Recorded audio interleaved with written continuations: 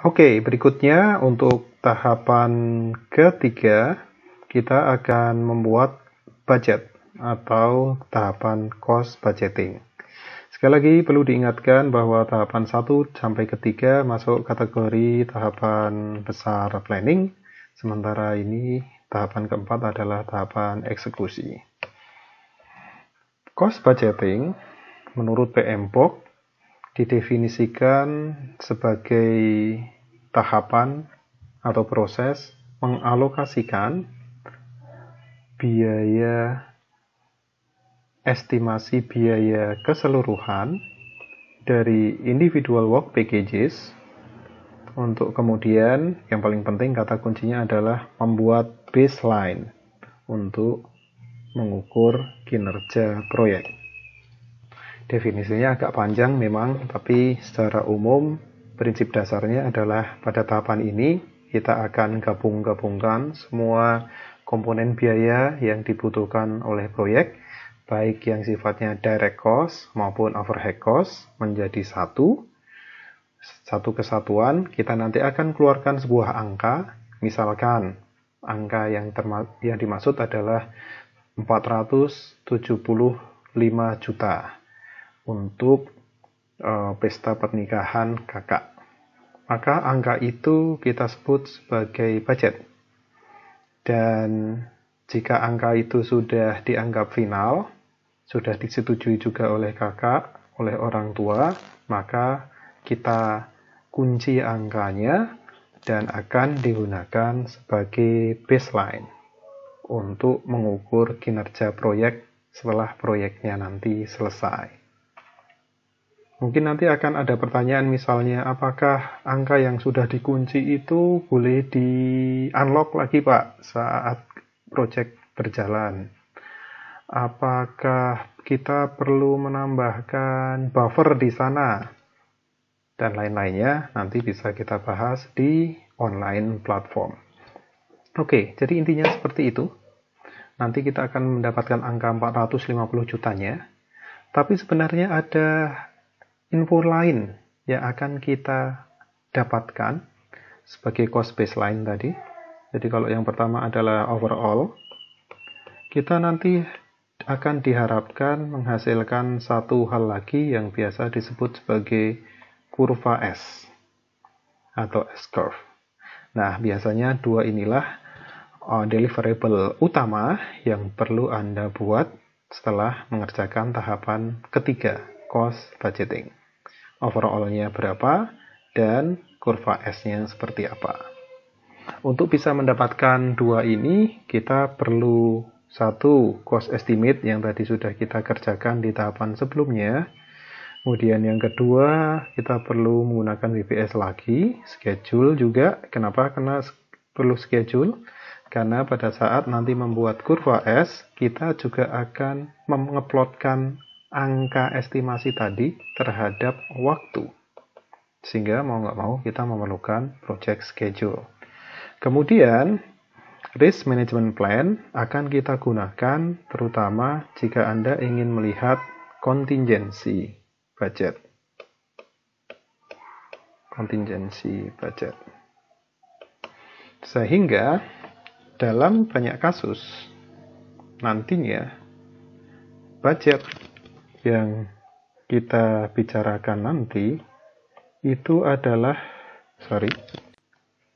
budget yang kita sedang bicarakan ini memiliki beberapa komponen. Yang pertama adalah project direct cost, kemudian kedua adalah overhead cost, dan yang ketiga adalah contingency budget.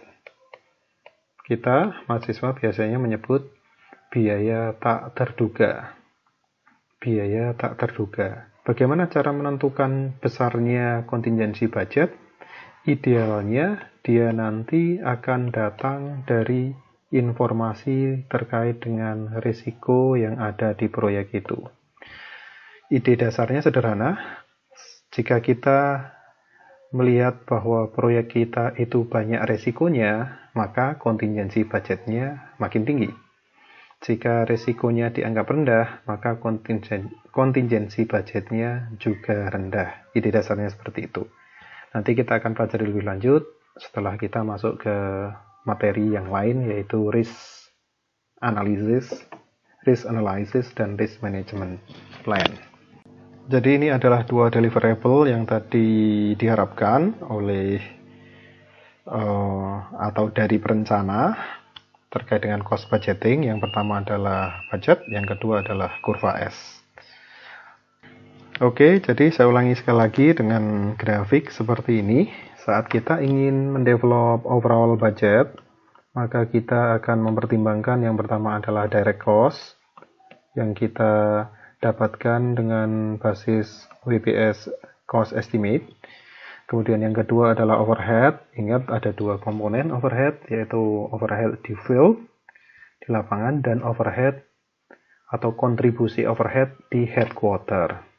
Kemudian yang ketiga, karena setiap project akan mengandung risiko, bisa rendah, bisa tinggi. Misalkan kalau pernikahan, risikonya bisa dianggap tinggi misalnya karena mantan masih sering mengganggu. Nah, misalnya seperti itu. Maka extremely high, maka kontingensinya harus tinggi. Jika mantan sudah melupakan, ya berarti risikonya rendah sehingga kontingensinya mungkin cukup rendah juga. Ini contohnya kan kira-kira seperti itu. Semua itu kita sebut sebagai, jika digabungkan menjadi budget. Sedikit penjelasan, ada satu istilah lagi yang kaitannya dengan uang untuk jaga-jaga, yang biasa disebut sebagai manajemen reserve. Manajemen reserve. Manajemen reserve. Apa kesamaan manajemen reserve dan contingency budget?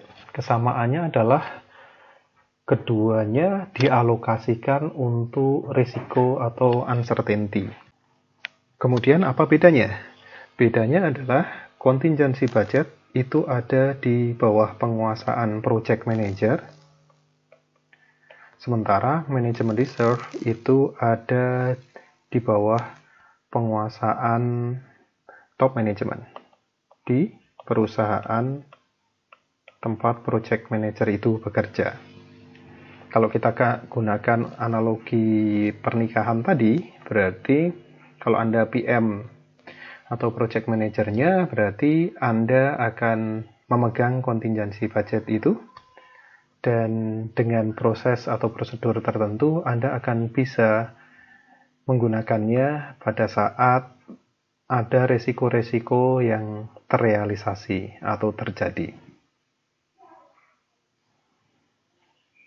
Kemudian, jika case-nya adalah ternyata risikonya jauh melebihi kondisi yang diekspektasi di awal, sehingga akhirnya Anda telah menghabiskan semua kontingensi budget, tapi ternyata masih ada yang belum tercover, maka Anda sebagai project manager akan datang ke top management.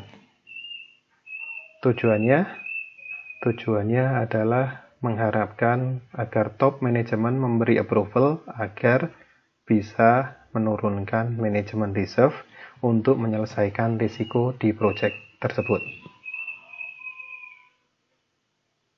Dalam kasus event organizer, wedding organizer, mungkin ya Anda sebagai PM akan datang ke orang tua, bilang, Pak, Bu, ternyata ada hal-hal yang di awal kita tidak perkirakan tapi terjadi. Dan karenanya kontingensi budget sudah habis dipakai untuk mencoba menyelesaikannya, tapi kok ya belum beres. Minta duit tambahannya dong Pak, Bu. Nah, itu adalah contoh kasus sederhana bagaimana kita sedang mencoba mengakses manajemen reserve. Tentunya di kasus korporasi tidak akan semudah itu, akan ada prosedur dan tentunya Anda sebagai PM akan dijewer terlebih dahulu karena manajemen reserve itu memang seharusnya tidak diakses jika proyeknya berjalan dengan baik. Jadi kalau kita lihat sequence-nya, maka yang kita akan lakukan adalah direct cost. Itu akan digunakan. Kemudian sesudah itu jika direct cost sudah digunakan dan risk masih terrealisasi atau sudah terrealisasi, maka kita akan using contingency budget. Dan jika contingency budget telah habis dan belum selesai permasalahannya, maka kita bawa ke top management untuk mencoba mengakses manajemen reserve. Biasanya kalau sebuah project sudah mencoba masuk atau mengakses manajemen reserve, berarti dia sudah masuk kategori orange atau merah, dan top management biasanya sudah akan secara khusus memonitor project tersebut karena projectnya sudah lampu merah. Mahasiswa mungkin kemudian ada yang akan bertanya, karena mahasiswa kita kan kritis-kritis, Pak, kenapa contingency budgetnya itu ditaruh on top of direct cost sama overhead cost? On top itu artinya terpisah, baru ditentukan sesudah direct cost dan overhead cost-nya sudah didapatkan. Kenapa contingency budget tidak dimasukkan di dalam detail komponen-komponen cost estimasi yang ada di BPS? Misalnya seperti ini. Misalnya ini adalah aktivitas yang tadi kita estimasikan. Misalnya yang didapat adalah 10 juta. Kenapa saya tidak boleh nambahin ini tambah 2 dulu? 2-nya ini adalah contingency. Sehingga yang saya laporkan untuk komponen ini adalah 12. Kemudian ke atas saya akan dapatkan total direct cost, tetapi sudah ditambah dengan contingency budgetnya. Mengapa nggak boleh seperti itu? Jawabannya adalah karena penelitian menunjukkan bahwa jika contingency budget, ini kita sebut istilah umumnya buffer ya, itu kita lekatkan, kita masukkan untuk setiap aktivitas, maka pada akhirnya contingency budget itu tetap akan habis dengan ada atau tidaknya risiko yang terrealisasi. Analoginya gampang gini, kalau misalnya Anda sebagai mahasiswa diminta mama untuk belanja ke pasar. Oke. Kemudian disuruh beli item A, B, dan C ke pasarnya. Mama tentunya udah tahu untuk item A, B, dan C ini akan habis 100.000. Terus mama pesan ke Anda, Dek, ini tolong beli A, B, dan C, ini totalnya 100.000. Kemudian mama nambahin, bicara, tapi ini tak tambahi 50.000 ya, buat jaga-jaga siapa tahu barangnya sudah naik. Kira-kira nanti kalau udah pulang, Anda akan mengembalikan yang 50.000 atau enggak? Atau yang 50.000 akan habis atau tidak? Oke, kemungkinan besar, ini juga menurut penelitian, buffer yang diberikan 50.000 ini akan habis meskipun dipakai untuk hal yang lain. Meskipun di pasar nanti tadi harga realnya ABC ini juga hanya 100.000. Ini sudah jamak, namanya manusia. Jadi jika kita diberi buffer, maka buffer itu akan habis.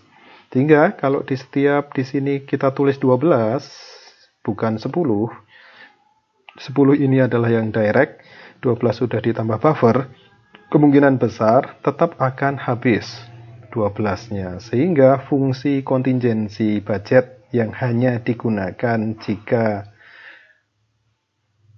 terjadi sesuatu yang di luar ekspektasi, itu menjadi hilang. Karena dia akan digunakan dengan ada atau tidaknya sesuatu yang di luar ekspektasi tadi. Hal yang sama juga sebenarnya terjadi untuk time estimate ya, di materi sebelumnya. Jadi kalau sebuah aktivitas diestimasi bisa selesai 2 minggu, tapi kemudian secara eksplisit Anda sebutkan bahwa oke, baiklah, saya tambah buffer 1 minggu, maka aktivitas itu benar-benar akan selesai 3 minggu. Meskipun resiko yang diprediksi tidak terrealisasi. Mahasiswa juga sama seperti itu kan? Kalau dosen mengatakan, oke, untuk tugas besar Anda diberi waktu 2 minggu. 2 minggu dari sekarang boleh mengumpulkan. Tapi kemudian dosennya bilang, tapi kalau belum selesai, tambah 1 minggu juga nggak apa-apa. Kira-kira Anda akan mengumpulkannya 2 minggu atau setelah 3 minggu. Jadi sama seperti itu. Sehingga nantinya, saat kita sudah membuat cost budgeting, maka angka yang total direct cost ini biasanya open informasinya. Semua akan tahu, bahkan mungkin di print, ditempel di war room, di projectnya. Contingency budget biasanya tidak perlu di open untuk semua orang, karena takutnya malah benar-benar akan use up. Kira-kira konsepnya seperti itu.